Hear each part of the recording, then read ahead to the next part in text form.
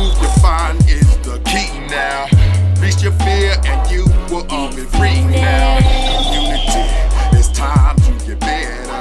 You can't avoid it, we're all in this together. Head high, fill your heart with love and light now. Come together and it will be alright now. Come together, you can't run forever. Come together, it's now, oh, it's never. Community, kids are dying in the streets now.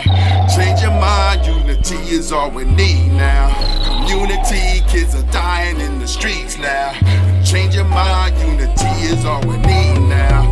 Change your mind, unity is all we need now. Change your mind, unity is all we need. Hello, Chris Sanders. Yes, Community All Unite TV. We are here on Comcast Cable and Xfinity. Yes, channel 190 and 1097 every Thursday from 8 to 8:30. And guess who I got? I don't even have to say his name.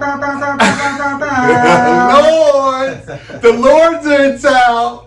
Yes, we got Doitall Kelly here. And he has so many things that he wants to share with us. And he has a pathway going into, he's into politics now. He's from Newark. And, we've been crossing each other's path a lot, doing different events and things and I just want to be a part of this new age where young black people, brothers that have done things with themselves, and understand that there's a landscape out there that they can make a change, they can make a difference in the city, and they choose to grab it by the horns and see if they can do it. And I support you, of course, and I want you to see where you're going to go with this. I'd like to follow your trajectory and see how far you go with this. Because when you start with the councilman, of course, there's another level up eventually. You know what I'm saying? So we're gonna support you and see where we can go with you on that. But please tell them a little bit about yourself, and then of course your pathway, your journey, your pitfalls, celebrity, everything that people want to know. Well, first of all, I just want to say what's up to everybody out there watching on channel 190, everybody out there watching on 1097. Mm-hmm.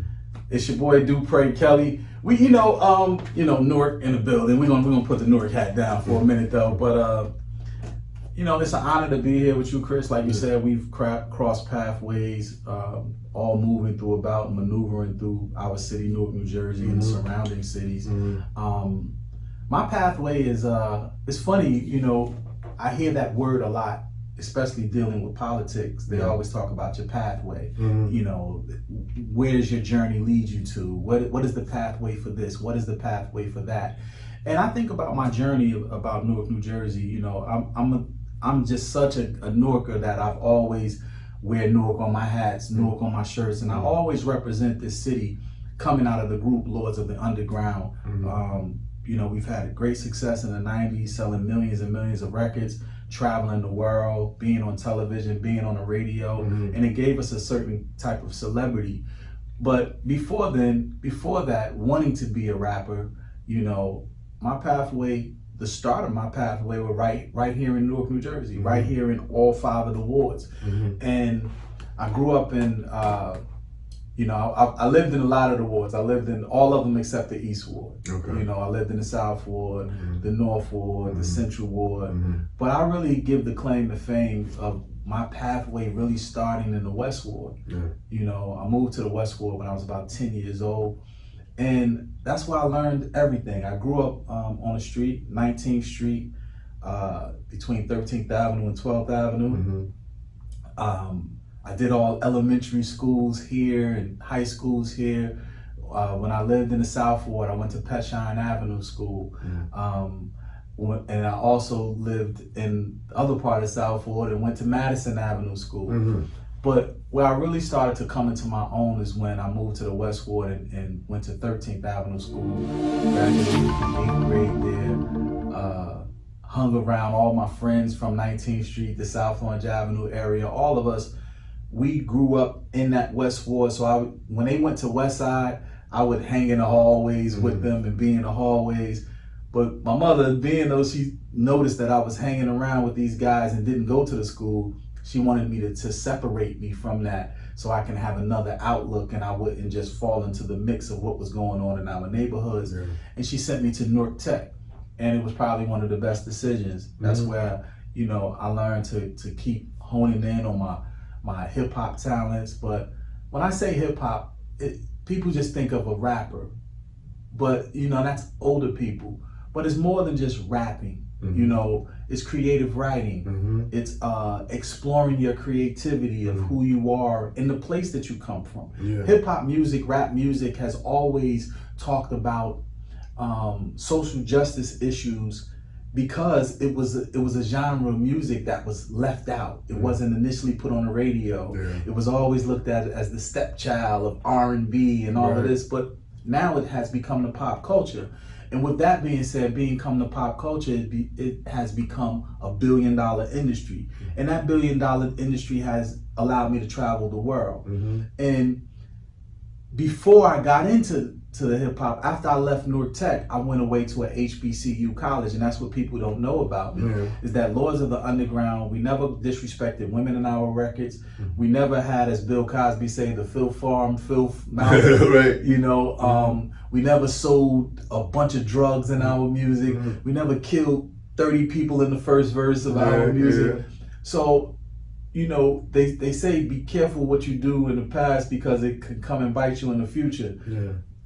I wasn't thinking that way, but I've had great mentors around the time we did hip hop, and thank God we didn't do none of that, because as an adult, I can actually speak on how music can be successful without doing that. And I come from that because we didn't do that. So when you say I'm this rapper, or when people look at me, oh, he's just a rapper, yes, I am, and I'm proud of that because we did none of that. We led by example. You know, it got us out of our neighborhoods and put us into a different light, put us into a different life. And I am what hip hop looks like growing up. I went to college. We're the rappers who went to college. HBCU, pledged Alpha Phi Alpha Fraternity Incorporated, traveled the world through hip hop.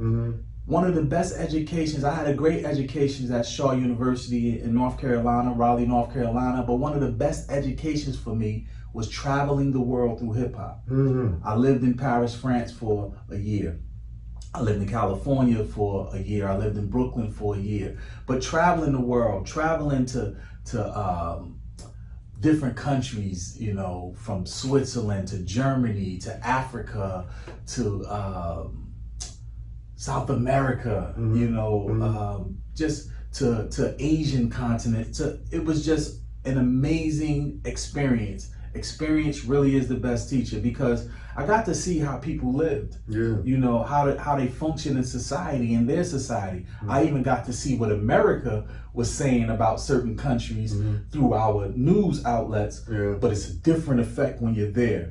You know, it's a different effect when you can look the citizens and the people who live there in their eyes. You can shake their hands, you can walk the streets that they walk, you can visually see the problems that they're discussing right there. That gave me a sense of pride about where I come from, you know, in America, and especially Newark, New Jersey. You know, it made me feel happy when I came home. Not that we don't have issues in Newark, New Jersey, but it made me understand that, you know, I went to Angola. When I went to Angola, the poverty level was so low that it made my appreciation for anything that I do here skyrocket. You know, because it just kind of gave me a sense of, why am I complaining about a hotel room that's not ready when I'm at a 5-star hotel? People are picking us up, you know, chauffeuring us around. But look at these people in Africa. And it also made me think about my community, all of the issues that we have in our community. And once again, I had great mentors around me. You know, I had a brother who was a councilman by the name of Ralph T. Grant Sr. Back in the day.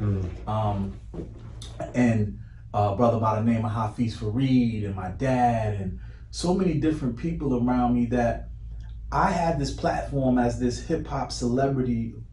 But what was I doing with it? I give Newark a lot of credit, like I said, you know, it's on my hats, it's on my shirts. But what was I doing with the soapbox that I was standing on? What was I doing with the platform that I was standing on? And I felt like, you know, Charles Barkley said, you know, just because I'm famous, don't look at me as a role model. Okay, I understand that perspective, but people are still gonna look at you as a role model because you're doing something that they want to do, or they aspire to do, or they wish they could do. Yeah. You know, and once you get on that level, it's your duty, it's your responsibility to lead people. Or, you know, there's enough leaders out here, even if you don't want to be a leader, to shepherd people. You know, to be the shepherd. And that's what I noticed. I noticed from my music. I had braids then back there. You know, but that's what I learned. I learned from my music that when I put out a music video, when I put out a record, it's all over the radio, it's all over television. People are emulating me. They want to braid their hair like me. They want to dress like me. Not just me, my entire group, Lord Jazz, Mr. Funky Man as well. But they are emulating us. But we didn't tell them to emulate us with our words. But our actions made them, inspired them to be like. That influence is power. See, that's what I learned too from being in hip hop. I learned that influence is very, very powerful. But once you're under the influence of anything, you want to be like. You want to act as if, or just like of it, you know. But once I started to become one with myself and be in spirit with myself, I realized, influence is powerful, but inspiration is more powerful. So, and you inspire through your actions as well. You inspire by doing positive things. And from that point, I noticed what the trend was of people following me through my music and the entertainment aspects, and even being in television and film. I said, well, wow. What if I don't complain about issues that are happening in my community? What if I just put forth the action to bring forth a solution? You know, because we can talk about problems, you know, till we blue in the face, but I'd rather talk about it one time and then find a solution. Absolutely. You know what I mean? If you keep telling me about the problem over and over again, then I'm looking at you funny. Like, well, you've been discussing it, what are you doing about it? So I like to discuss a problem once, maybe twice if I got to reiterate something, but let's get to the solutions. So I didn't want to be that guy in my neighborhood who everybody's like, oh, he just want to come back because his record's not selling, or he's not this. You know, it's funny because when you come back to your community to do certain things, people think that you have a failed business with the celebrity, and that's not so. I just wanted to help. So what I did is I didn't want to just talk about it. I didn't want to be lip professing. I didn't want to talk about it. I wanted to actually show with my actions, and that's what I continued to do. I showed my actions. If I felt that students needed a gap between the summertime and the poverty in our neighborhoods, the parents needed help to get them back to school, then I made all the people who were doing illegal things or hustling, or just hustling, it doesn't have to be illegal, but hustling in our community, I made them ante up. Give me $20, give me $50, give me, oh, you can afford 100, give me 100. And we put that together, and then we got school supplies and book bags, you know, for the community. And it starts like that. It starts small, like people say, oh, everybody's small, everybody. Yeah, but in certain neighborhoods, you know, by you saving a parent $100 or $200, that can go towards food, or that can go towards transportation, or putting them in some extra activities. So we started to do that. And that started a trend around the neighborhood where people wanted to be involved. Yo, we doing book bags this year, we doing book supplies. And then I even had people say, well, oh man, they copying off of you over here, they trying to buy book. Yeah, if they copying like that, I want them to copy off of us. You know, so we started with that. And then we started to look for other gaps. And when I say gaps, is that I just want to be a part of the whole. I'm not trying to come into the community and say, this is how we're going to do it, my way or the highway. No, a community, in order for a community to thrive, you need the community to be invested. You need the stakeholders of the community to actually be involved with you. So that's what we wanted to do. We wanted to get the person at the bodega who's probably doing very well and probably doesn't live in the neighborhood because that store allows him to live somewhere else. So we wanted to get him involved. We're doing a block party. We need a box of hot dogs or 2 cases of water from you. And if they do not do that, then we hold them accountable. Hold them accountable by the people in the neighborhood. These people in this community are making you rich. They're making your family well off. Even if it's not rich, they're making your family well off by giving you their last dollar. So you can't give water. So we hold the community, the people who are doing business within the community, You know, and by doing these type of things, from feeding them, from holding people accountable who are benefiting off of the community, the people started to say, you know what, you have been the unheard voice for us. You have been the voice for the voiceless, and we would like you to continue to be our voice. And when they wanted to continue to be our voice, their voice, I started a nonprofit organization called 211 Community Impact. And I've learned so much, man. Now, this might sound all great, but there's peaks and valleys in all of that. There's people not wanting to support you. There's fundraisers where you raised $500. You know, like that's, you know. There's times people, the store owners say, we're not giving you nothing, and challenging you, and now you got to boycott tell the people don't go in there, and then the people like, but I need sugar, or I need milk, you know, I don't want to walk all the way. And this is the fight. Sometimes we fight against ourselves, not realizing that sometimes you got to go out of your way just to find your way. So that's been my pathway. A lot of times it's been going out of my way just to find my way. But what I've learned is that it's like a vehicle too. And what I mean by that, I was in Germany one time at Mercedes-Benz, where they build the Mercedes-Benz. And we were talking about, I seen the factory. They were this car they was doing by hand actually, and they were putting the lights in it. And I said to them, I said something about the lights, and the guy responded and said, well, these lights see up to 200 feet in front of you. And I was like, no, he said it sees up to like 350 feet in front of you or something. I was like, wow, that's a lot. He said, yeah, it's a little different from America. America sees 200 feet in front of you, but we making this special. And I was like, man, you gonna blind somebody on the other side? And he said, no, but I got to thinking when he said 200 feet in front of you, I was like, So a vehicle, when it's sitting still, sees 200 feet in front of you. I took that concept and put it into my life. And I just said, wow. So when you're on the highway or the pathway of life and you're sitting still, you only can see what you can see that's right in front of you, up to a certain amount of distance. You know, and that's all you see. Right now, I see the TV off in the background, the glass window, I see the door, I see posters, I see the great architecture on the wall. But when I move, I see another 200 feet. So now when I move, the things that I couldn't see because that wall blocked it, I now can see around it. So I see another 200 feet. I start to see more things as I move. So what that taught me was, when you sit still, you can only see the things that are present in front of you. But when you move another 200 feet, you see more things off in the distance. On that highway, that pathway of life, you see on-ramps and off-ramps and things that you didn't know you might be interested in. And when you're sitting still, you have a destination, but you don't know what that journey is going to include. So as you start taking that journey, as you start taking that pathway, you start to notice and see things that you didn't see before. I didn't know I was run for politics because I consider myself not a politician. And then the political people tell me that's backing me say, don't say that. Don't say that, dude. And I get why they say don't say that, but I'm a public servant because that's what I've been doing for the last 15 years. Is serving the public in Newark, New Jersey. With people are just now noticing. So now they're saying, oh, he's running for politics. But I've been serving the public for a long time. I just didn't ask for a seat. I didn't need a seat to do the work in the community. And now people saying, well, you deserve a seat because we need to go to that next level of help and need. And now I understand that.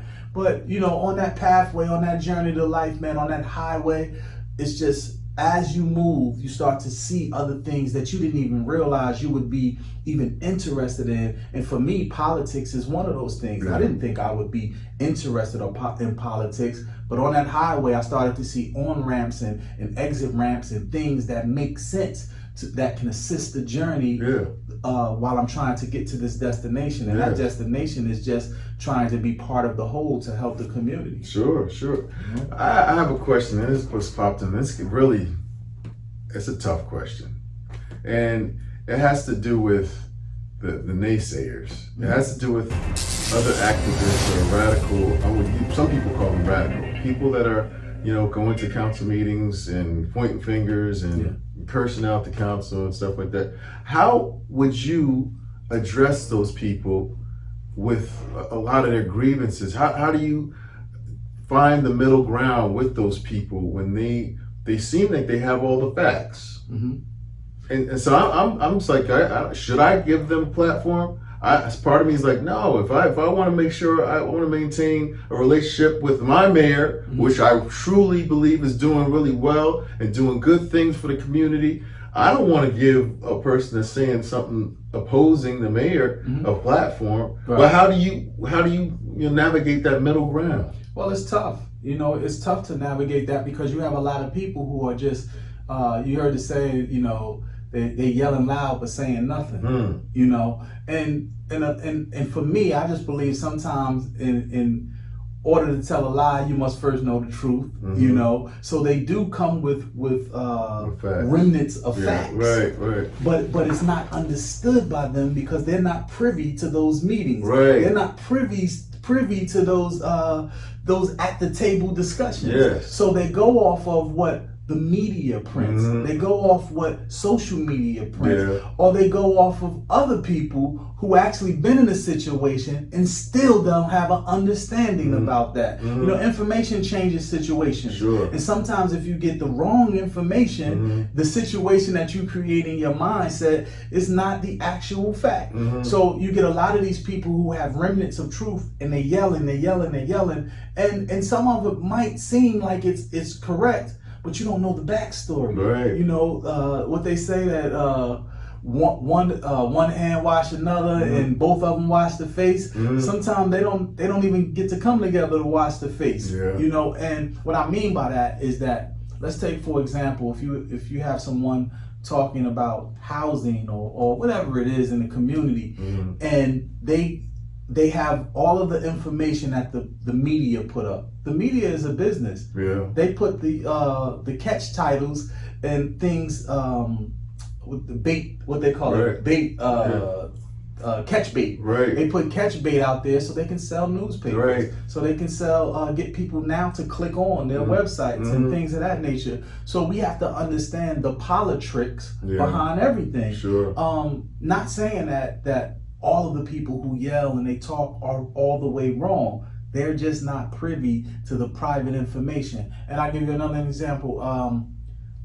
For instance, if you are into community work or politics or whatever it is, somebody might vote you in for just because you wore these beads, mm-hmm. right?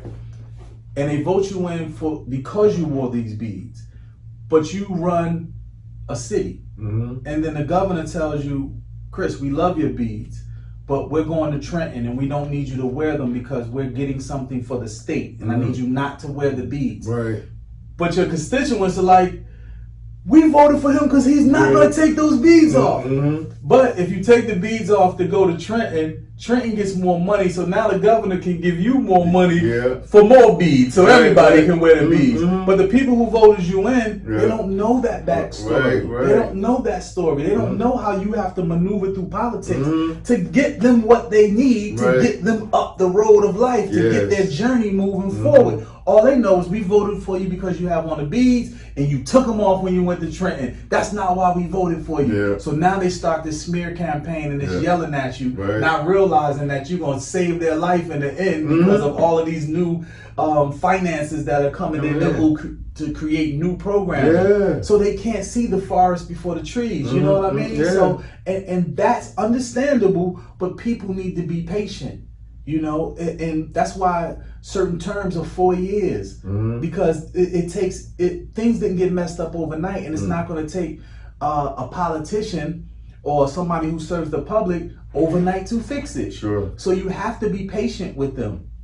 Some people might say, well, I stuck in there for 8 years with certain people. Yes, but why are you mad?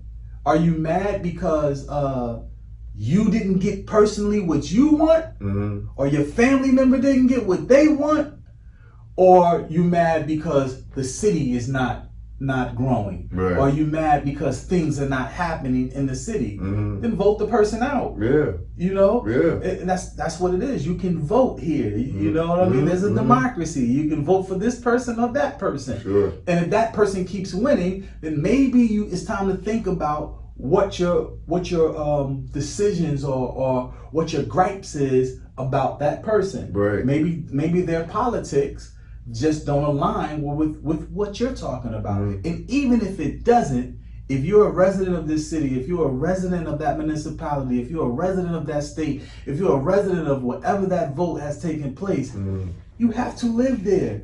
Whether you agree with it or not, you will still be affected by the legislation and the laws that are made there. So therefore, try to work with the person. With the people to have a better life in the city that you claim to love. And if you claim to love it, why are you always yelling at it? Why are you always, you know, there's a way to do everything. Sure. There's ethics about everything. And I'm sure you probably in business had to sit down with people that you probably wouldn't have coffee with on a regular day. But, you know, to get some architectural things done, you know, that's business. People do it all the time in business. So do business for what's going to be the best business for your city. And that doesn't always mean yelling at the people. Don't yell at the people. Get them out of there if you don't agree with them. And if get more people that you think that don't agree with them to vote them out. If you can't vote them out, then that means that something is happening where more people agree with their politics than you agree with them. So you have to, there's a fine line, a thin line with compromise. You have to compromise. And I'm not telling anybody out there to compromise their soul, compromise their beliefs, but compromise so you can have a happy and enjoyable life living amongst everybody else in the community that you claim to love or that you live in. Right. If you were going to say like one or two bad things you like about politics or you don't like about politics and the things you like about politics, what would you say those Power. The power, you know, they say, what's the saying about power? Power corrupts absolute. Absolute power corrupts absolute. I've been thinking this might be a solution. This might be a solution. Don't just say I have this problem. And back to the naysayers. That's what they keep coming with. Problem. Where's the solution? Where is the solutions? We know what the problems are. We know that we have crime and gang banging and drug dealing and all that type of stuff that we have to deal with. And there's things in place to deal with that. We know that we have to deal with home ownership and housing and affordable housing. We know that we have homelessness that we have to deal with. We know that we have to make our corridors more inviting. We know that we have to protect our seniors because they're on their last rendezvous, you know, 10, 20, 15, whatever it is, years. We know we have to protect them and guide them. We know we have to raise and direct our youth.